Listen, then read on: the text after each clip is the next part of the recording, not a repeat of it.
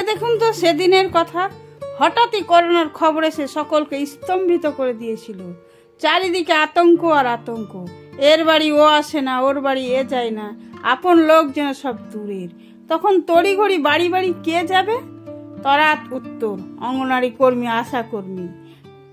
Training নেই, mask নেই, সরকারি সাহায্য নেই, মরণ ভয় নিয়ে অগত্যই পেটের দায়ে ছুটে যেতে হয় সমাজ বাঁচানোর সচেতনতা প্রদানে।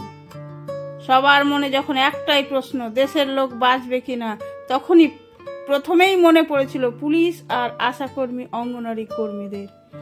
আর আজ বাজেটের দিন তাদের বেতন বাড়ল না। বাজেটের অব্যাহত পরেই তাদেরকে পথে নামতে হলো। তারপর তাদের প্রতি দয়ার উদ্রেক হলো। আশা অঙ্গনারী কর্মীদের তিল তিল করে মেরে লাভ নেই। চকলেটের পয়সা ধরিয়ে তাদের কান্না জেদ বন্ধ করার চেষ্টা করা হলো। কি সুনিপুণভাবে বঞ্চনার শিকার হলো অঙ্গনারী কর্মীরা।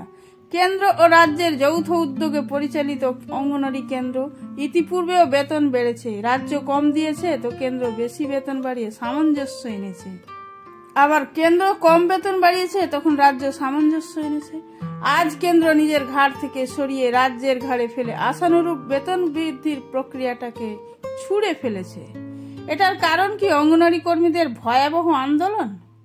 হয়তো দিল্লি অঙ্গনারী কর্মীদের ধর্না ফর্নার পছন্দ করেন না। রাজ্যের কাছেও তারা যোগ্য পুরস্কার পেল না। লক্ষ্মীর ভাণ্ডারের সঙ্গে যদি তুলনা করা হয় অঙ্গনারী কর্মীদের, তাহলে তাদের বেতন মাত্র 250 টাকা আর সহায়িকাদের বেতন 0।